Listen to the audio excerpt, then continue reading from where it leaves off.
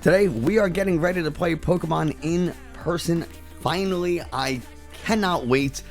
No official word from Pokemon about when events, at least in the US, are opening. But, you know, maybe you could find a local event or pre-release events, things like that, in your area. So call your game store. But let's get into it. Hey everybody, Nick from 9Card TCG, and like I said, we are talking about the things that you should be bringing to your next Pokemon event, whether it is a small local event that's just like Tuesday night Pokemon, or you're driving, you know, hours away to go to your next regional, whatever it may be. These are the things that you should bring, and I want to say a couple of things before we get started. First, if you haven't, hit the subscribe button, bell notification, especially the like and leaving comments, because those tell YouTube that this is a good video and other people should watch it, and that would mean a lot to me. The second, more important thing is that I am not sponsored or affiliated by anyone. So all the products that I talk about today are things that I bought because I like them, they got good reviews, and I would recommend them to a friend such as yourself. That was lame. That was cheesy. Anyway,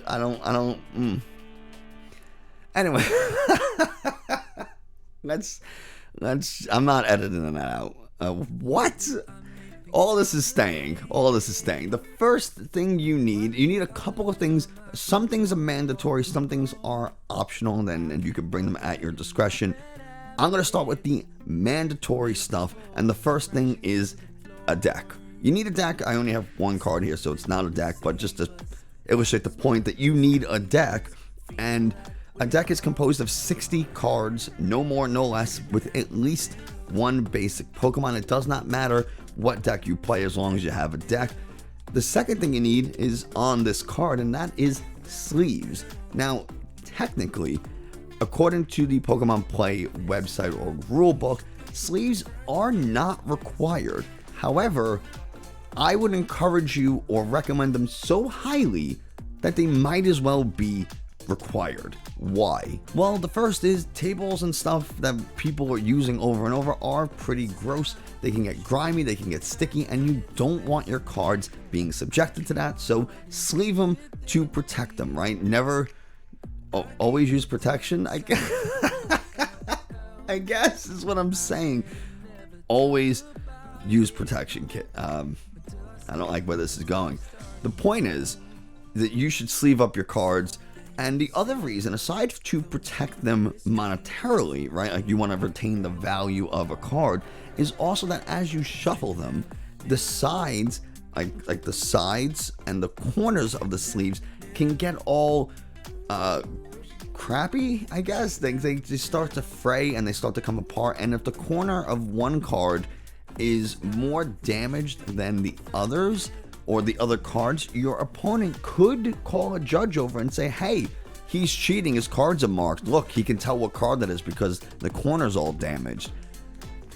It's kind of an unsportsmanlike thing to do, but people will do it to try to get a free win. So prevent that by just sleeving your card. The next thing you need are damage counters, a die, and status condition markers, and you can get all of those from buying an Elite Trainer box, or you can also get these off Amazon or eBay for pretty cheap. Your local game store will also likely have dice and stuff. They might not have status condition markers, but again, you can use something to represent them. It's fine. I would recommend having official status condition markers and damage die, but that's just me. That's what I like. Use the things that make you happy. Real cheap off Amazon or eBay. Those are the three things you need in order to play, right? You need a deck. You absolutely need sleeves. I don't care what Pokemon tells you. You need sleeves. And the third thing is you need damage counters and status condition markers, because how much damage your Pokemon have taken is really important to playing the game. So you kind of can't play if you're not keeping track of damage. You definitely want to bring your dog. They're very, very useful. People might give you free wins because they love your dog and they're not paying attention. They're petting. Look how chunky you look. You look so... you're so damn cute. From here on out, everything is optional, but highly recommended. And I'm going to start with a deck box. Now, you don't have to have a fancy deck box like this. You can just use an Ultra Pro standard deck box, or if you buy like the Marnie Premium Collection or whatever, or like one of the paper deck boxes that come with the V Max Battle, the League Battle decks, whatever they are. You can use anything you want to be a deck box, right? The reason I like this one, this is from Ultimate Guard, and it's the Flip and Tray Xenoskin, is because it has this magnetic siding, and it has a shelf for your cards, so you put your deck in here, and because it's super fancy, it also has a shelf for all your damage counters, status condition markers, your dice, all that kind of stuff. So you can kind of keep everything in one box. Usually when I play, I'll just take this out and I'll put it right on top so everything's in view, and I can easily reach over and get my damage counters and dice. But that is me. Now you can, like I said, just use an Ultra Pro deck box and put your damage counters in a bag or some kind, and then just fish out the bag when you need and have it on hand. The next thing that you should have, again, not required, but you should have, is backup sleeves. Sleeves that match exactly the sleeves on your deck. So if I'm using these Dragon Shield brown sleeves, with the there's two versions, there's matte and classic, make sure it matches. So I always use the matte, so I have all extra sleeves ready to go, because if one of them breaks or gets damaged or something happens where it's now different from the others, again, your opponent could make this, the call and say, hey, this guy's cheating, or this person's cheating, I want him disqualified or whatever. Avoid that. And if you use inner sleeves, well, then you should have backup inner sleeves as well. Do not be caught unprepared. I don't want to see you take a game loss or get disqualified because one of your sleeves got damaged and you didn't bring backups, and now you got to go spend $10 to $15 to go buy new sleeves.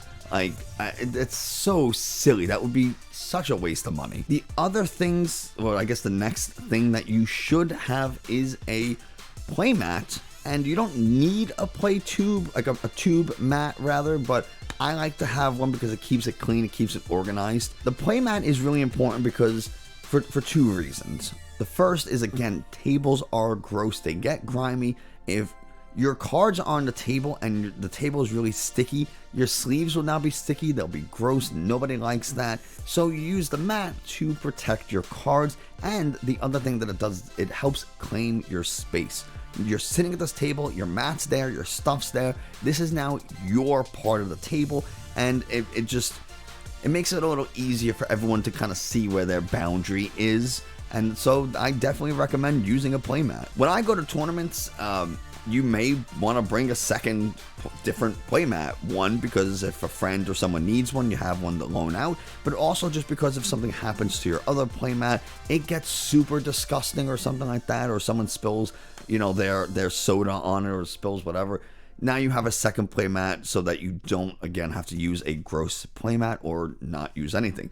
Like I said, most of the stuff we're talking about here is protecting your cards, because not only do they have monetary value, but you need your cards to be clean and uniform in order to participate in the tournament. I can't stress that enough. I know it sounds like I'm repeating myself, but there's a good reason for it. Next up on our list is a portable backup battery and phone charger. The reason we want this is because you're probably going to be on your phone during downtime, whether you have to call an Uber to come get you, or you're texting your friends, or you're just scrolling through Twitter and Facebook in between matches, whatever. You want to make sure that your phone battery is charged, and there's no guarantee that where you're going will have accessible outlets, or that they'll be free for you to use, like maybe other people are using them, or they're being used by the venue, whatever. So you want to have something so that you can keep your phone charged. Is this necessary? Absolutely not. You can always just not use your phone, but like, who's not using their phone? So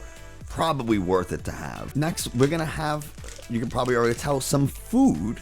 And I always like to bring either like a Cliff Bar or a protein bar, or something that does not need to be refrigerated and that also doesn't smell very strong.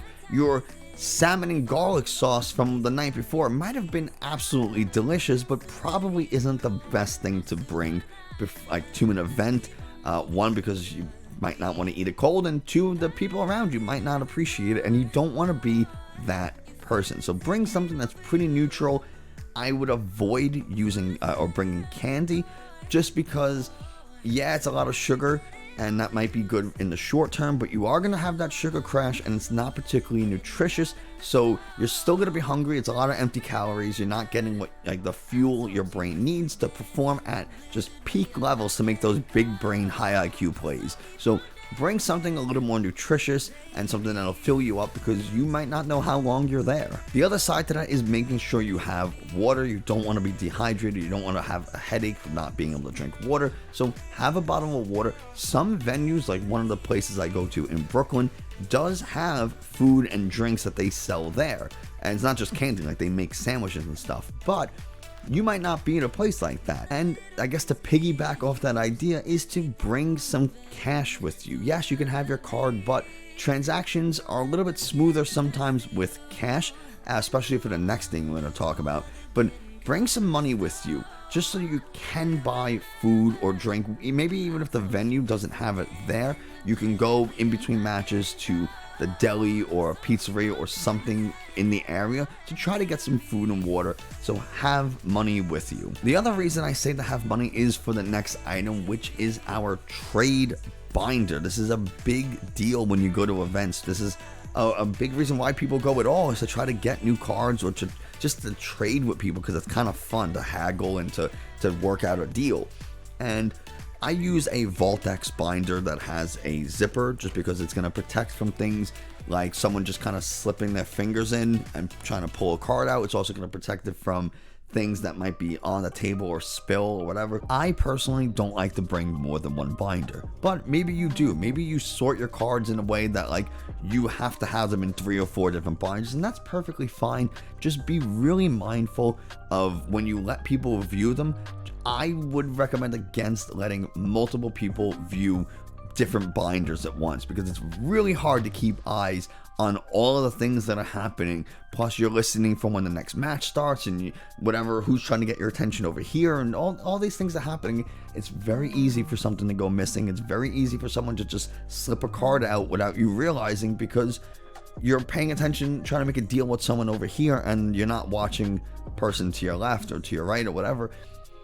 It's unfortunate, but people do steal stuff. It's sad, and you don't want to go to these events thinking that everyone's there for the love of the game and that they just want to have a good time. And then for the most part, that is true, but there are some people that are just not good people, and they're gonna steal. So protect yourself, protect your stuff. Don't let that happen to you. I also bring a little deck box filled with really useful and common trainers like Boss's Orders, File Crystals, all the kind of stuff that people use pretty frequently, because, well, I don't want to put them in a binder, and I don't want to bring a ton of bulk, so I just kind of remove the really important or useful common Pokemon cards and put them in a smaller deck box. This way it's easy to manage, easy to maintain. The last thing that you should be bringing is your ID and your Pokemon Play ID. If you don't have one, you can sign up on Pokemon's website right now. I have a link in the video description, and you can probably sign up at the venue, but I would recommend signing up ahead of time, just so that you have the ID number and you can use it, all that kind of stuff. If you want to be really prepared, you can bring a pen and stuff like that, because you will likely have to write your deck list,